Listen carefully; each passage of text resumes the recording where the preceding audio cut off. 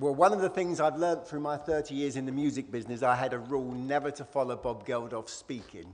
It was a lesson I should have learned tonight about Todd. That was a fantastic presentation. By an amazing coincidence, Friday night, my 10-year-old daughter made me go and see something which was unknown to me at the time, the play Skellig, so that's one of the coincidences. And Todd, watching that there, the UK music industry's charity is the Nordoff Robbins charity, which brings music to autistic children, and we should link up to try and see whether we can find a theme from that. So, my subject could not be more difficult. I go to places around the world to be booed at for the things we're trying to do to try and deal with online piracy and the problems of the music industry.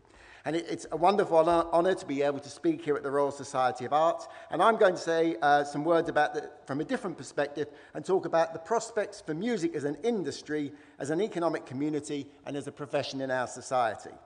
You know, I've noticed a change in the last few months. I'm not talking about a sudden dramatic upturn in music sales, unfortunately, or indeed a midlife crisis, but I'm talking about the reaction that I get these days at lunch or a dinner party when the person next to me asks me, "What do you do for a living?" There was a time when I loved to tell people I worked in the record industry, but for the last few years, it's something you've had to keep quiet about it. But these days, it's estate agents and bankers who seem to get a harder time at these occasions than somebody in the music industry. I often feel that people have sort of come down to our level in terms of doom and gloom. And in fact, the truth is that to be working in the music industry today, to play a part in shaping the future of the industry, really is an enormous privilege, which I feel lucky to be involved in.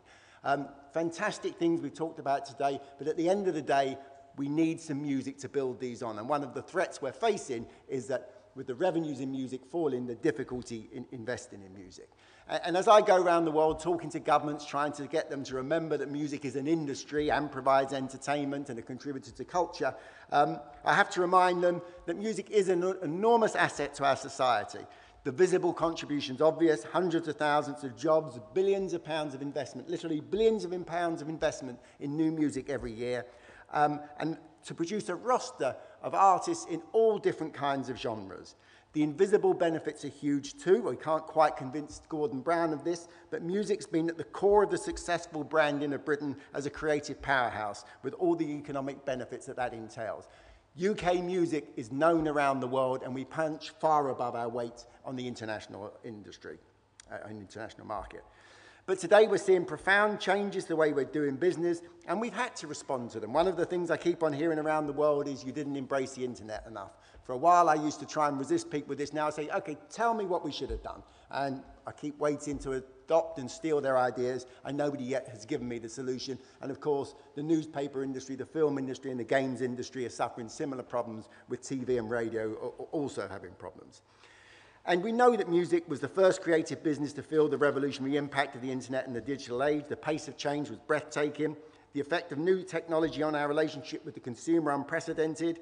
And the new world has, in spite of all of that, produced tremendous opportunities for an explosion in outlets and channels for consumers to enjoy music. It created great threats for us. We struggled with them, as indeed other industries are doing now. In the newspaper industry around the world, jobs are being laid off on a terrible basis. The book industry is realizing that authorship is becoming less rewarding because of the loss, because of problems with online piracy. And we've suffered the mass devaluation of music and the consequent dilemma of how to meet consumer demand whilst at the same time ensuring artists, creators, and producers are rewarded for their work. And you know, this has changed over a period of time. I remember a few years ago, I was about to give a speech like this saying we have to do something about piracy on the internet, and I was fortunate enough to be discussing this with U2, and the Edge from U2 said, well, you know, I wouldn't support you on something like that. Whereas now, a few years later, U2 and their manager are some of our biggest supporters fighting this.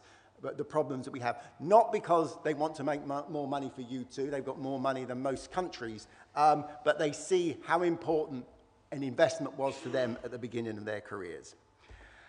Today we have by no means emerged from the revolution. For everyone trying to make a business or a living out of music, the fundamental quandary remains, how do you achieve value in an environment where at least 95% of all downloads are unpaid for? Some think this isn't a quandary at all, that the industry's funding base is simply transferring from recorded music to live concerts, touring, merchandising and sponsorship. It's a dangerous myth. Gigs and t-shirts cannot build artists' careers, but I'll come back to that later. So where do we stand in 2008, looking ahead to 2009? Well, our transition from an analog into digital business is continuing. 20% of all music sales today are in digital formats. We've got a $3.5 billion business in the digital market. It's an example of a creative industry adapting to digital revenue channels, and we are second only to the games business in this area. Digital sales grow every year. Around the world will be about 25% of our business. In certain countries, notably Japan, the rise of mobile music has helped to produce overall sales growth. We are seeing a bit of growth around the world, not enough to get excited about, but maybe we're near the floor of how far we will go down. And of course, sales from digital music and from licensing are not offsetting the decline of the physical music business, which in some countries is just falling off a cliff. But I have no doubt that we can return to growth, and the changes that are in our business models that are happening as we speak are laying the foundations for it. Record companies are having to adapt, and they're adapting to new forms of music consumption and a newly empowered music consumer. A decade ago, music fans enjoyed CDs, cassettes, tapes, and radios, but over the last few years, they've enjoyed downloads from hundreds of legitimate stores set up around the world. And today, the model is moving on fast. As access to music becomes an alternative and not possibly even a replacement to the purchase of music by units, there's a surge of new services which are announced. Every day when I come into work, I see the fruition of another business model which has been discussed over the previous few months. Nokia Comes with Music has been announced in the last few weeks. Maybe it's the perfect response to what music fans want. Nokia believes music fans really want it. When I try it out on my kids, they seem to think it's a good value proposition. Unlimited access to music all the time, free at the point of use, paid for by a single upfront payment, bundled into the cost of a phone. Nokia don't do any of these things lightly. They have fantastic comprehensive consumer research, and they're there to try and challenge Apple, who have dominated in the area, in the digital area. Nokia is going to change the landscape for mobile music consumption which comes with music, not just in the UK, but around the world. As anybody who travels the world realizes, everybody now has a mobile phone, and if we can bring any large percentage of these consumers on board, there's a possibility for music revenues to grow again. There's healthy competition to Nokia. Sony Ericsson's Play Now Plus music service is going to come out in the next few weeks. Omniphone's Music Station this summer became the UK's largest digital music subscription service in terms of users. And of course, MySpace Music. This brings legitimate streaming and download business, brings the expertise of the music industry and the brand name of the huge network site together. Sky had a joint venture with Universal in another intriguing access model, the first potentially international venture that bundles unlimited music into an ISP subscription. YouTube is now a revenue stream for record companies. And at the same time, there's advertising-funded services. Peter Gabriel's We 7 is producing music based mainly on an advertising model, so it's free until people decide that they actually want to have ownership. DRM-free downloads with Amazon, which opened without cannibalizing iTunes. And every day, as I say, there's a new business model to make greater opportunities for consuming music. There's no one-size-fits-all model. Some of these projects will succeed, others will fail. That's what we've had to get used to. Don't be afraid to experiment. All of these are achieved by highly driven teams of people in the record companies, and they've transformed the options for the music consumer. As the BBC's chief technology correspondent wrote last month, consumers suddenly have an embarrassment of choices when it comes to legal digital services.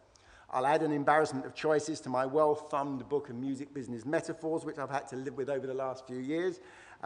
Last month, another metaphorical favourite, Researchers' Entertainment Media Research declared light in the tunnel for the British music industry. Well, we've waited to hear those words for a while. Most of the time, it's been a train coming to hit us head on. They found that illegal downloading in the UK is actually falling. New music revenue streams are growing, and the prospect of action by ISPs against unauthorised file sharing is really proving a deterrent. It's good news, but I'll resist our metaphor turning the corner because our business is in the process of intensive innovation and experimentation. There's a lot of room for optimism, but still a long way to go. But I come back to the statistic which embodies the challenge we face in the music industry today. Not just record companies, but all the artists who, barring a tiny fortunate minority, need the investment, expertise, and support of record companies to build their career. It's that at least 95% of all music online is consumed without any payment to the artist or copyright holder. Whilst we're sitting here this evening, millions of files will have been downloaded illegally with no revenue stream for any of the creative community. The challenge is huge. We are trying to monetize music in an environment of virtually unfettered free access to music. And there are clear solutions to this situation where once we were told there would never be a solution. They involve not one strategy, but several.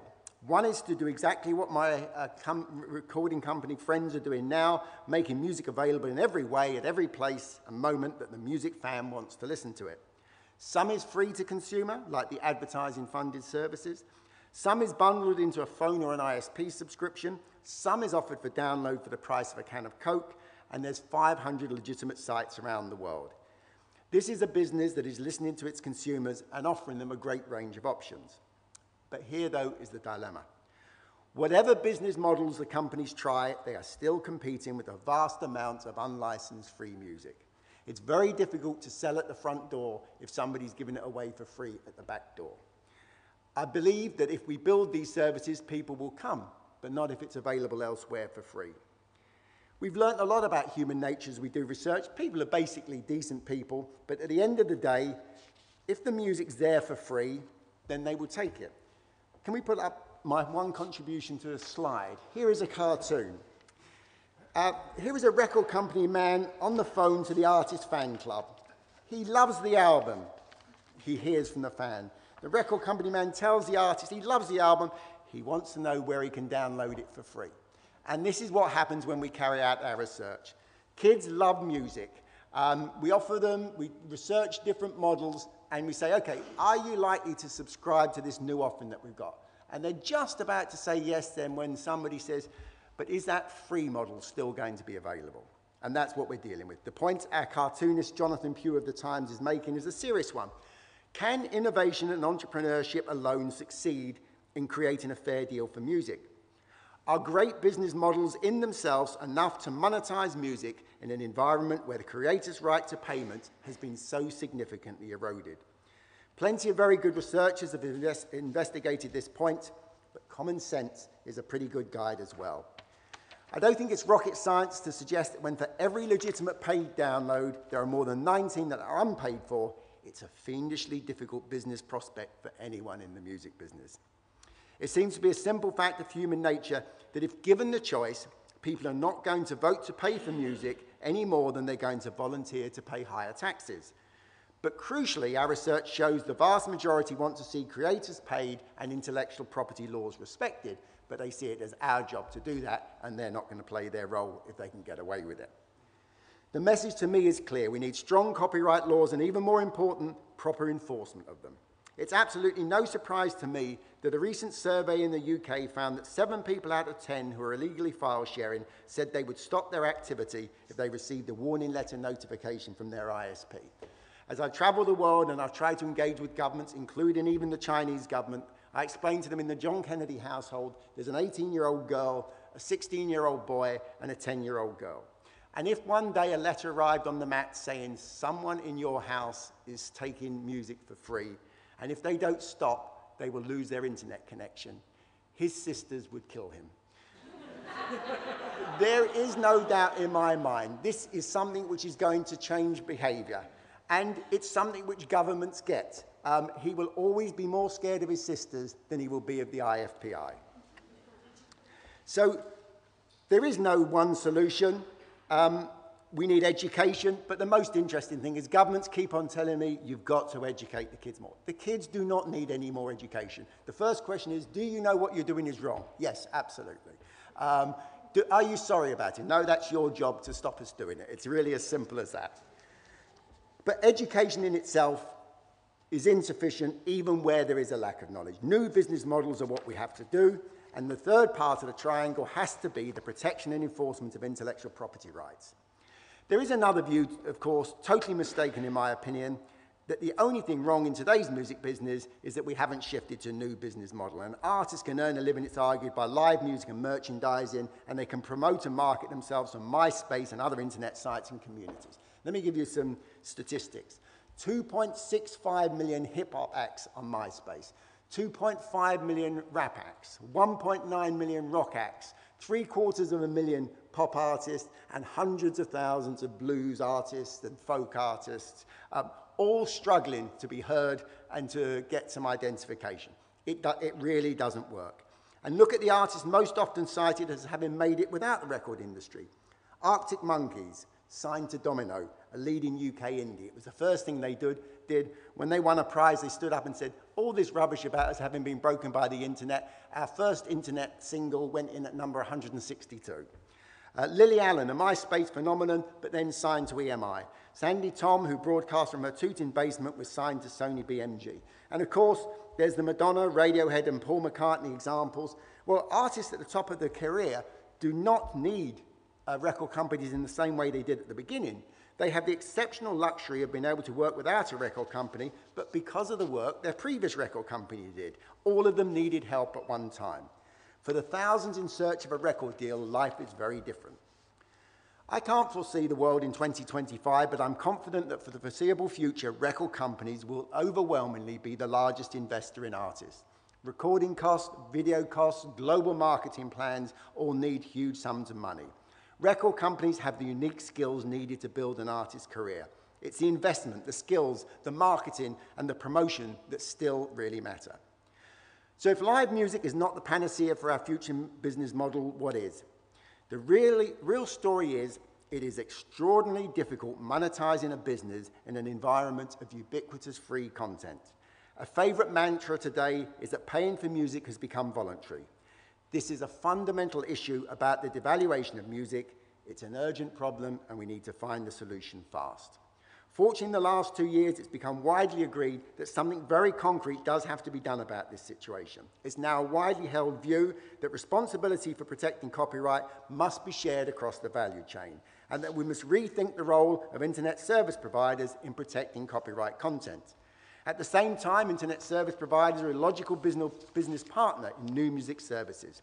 In Denmark, there's the TDC service, Neuf Digital in France, and the Universal Sky deal in the UK. They all illustrate that there can be a great partnership between internet service providers and record companies.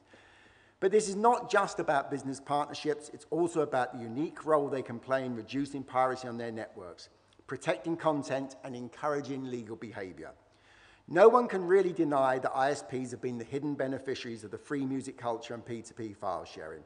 No one else earned billions of dollars of revenue when they did during an explosion of broadband in which the availability of music was used as a major marketing tool.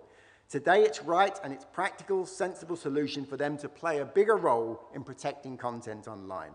The options put forward by our industry are now under discussion in different countries are sensible and proportionate. One is for a simple system where they would educate their customers on respecting the importance of copyright. As a last resort, those who persistently ignore warnings would face the sanction of suspension of their internet account. Never happens. When people get these letters, just like my son, there is a change in behavior. That's been shown in the marketplace and research, but you have to have the sanction that something could happen. Such a graduated response system is currently being proposed by the French government, and it represents an enormous step forward in our thinking about how to properly protect intellectual property. I remind people around the world, President Sarkozy isn't doing this for John Kennedy or for the international record industry. He's doing it for French music. The French music industry and the French public are pleased by the fact that at the end of the year, of the top 20 albums, 19 are in the French language. If there is no return from French music in France, there will be no investment in French music. And that's what Sarkozy sees at the moment, and that's why he's taking action. He's taking it to protect French music and French films, because it's never the American music, never the English music, or never the international blockbuster which suffers from online piracy to the same degree as the local music. We believe our plan would be effective. The consumer research in the UK and France shows that it would change behaviour and almost no one would suffer any sanctions because they change their behaviour. But there's other options too, a range of technological options to curb the traffic of copyright infringing content. These are all presently under discussion in the UK, and we're very interested to see what the result will be. There's important questions to address, but what I believe everyone, and above all the UK government, understands is that ISP cooperation must be effective, must deliver results, and doing nothing is not an option. New business models are not enough. public education has proven not to be enough. Voluntary measures by ISPs are promising in principle, but in practice, all the ISPs tell us we will not do it unless everybody has to do it. President Sarkozy understood this better than anyone when he proposed his plan. There are obviously voices of dissent, and why wouldn't there be? But I don't believe they're justified when the facts are understood and properly represented. We're not asking them to be a police force. The graduated response system need not go any further than what their current terms of service require. They've started talking about internet connection being a fundamental right. I say, great. Does that mean when I don't pay my bill, you will no longer cut me off? Ah, that's a different fundamental right then. So consumer rights, access to the internet, and issues of freedom of information can be discussed, but are in fact scarcely affected by these proposals. But in any case, let us debate them. They should not be used as a smokescreen for avoiding a sensible system to curb mass piracy. Doing nothing cannot be an option if we are to have an environment where music, film, and other creative industries can sustain a commercial business. New Zealand has become the first country to operate a proper graduated response scheme because they saw there was no longer any new artists from New Zealand. They were having just English, Australian, and American music. This is essentially about according intellectual property rights, the driver of creativity in the creative economy, the place they deserve in an environment where intellectual property rights are being devalued. There is a fundamental lack of fairness in a system where ISPs will enforce their rights against defaulting ISP subscribers like me, but will not do so to help enforce the rights of music and film rights holders against copyright theft. Let me say I'm pleased with the way the debate's going. I'm confident it's going to become a reality. ISP cooperation will happen. There's been a sea change around the world. So to conclude, the music business has a bright future. Music is not the stuff of a dying industry. Music is consumed in ever greater quantities. Music is probably the most popular consumer product in the industrialized world. We are reinventing ourselves. A cultural revolution has taken place across the business. We are monetizing music at every point where the consumer will enjoy it.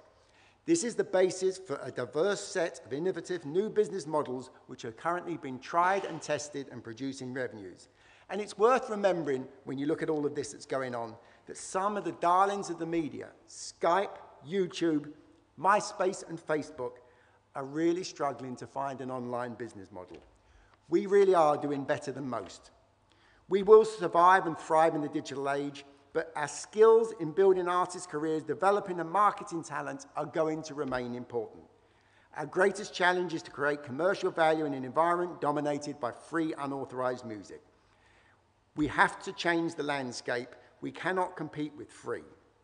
On all these fronts, commercial public awareness in the corridors of government, we're seeing tremendous progress, and that's why I am profoundly optimistic about the future of the business. Thank you very much.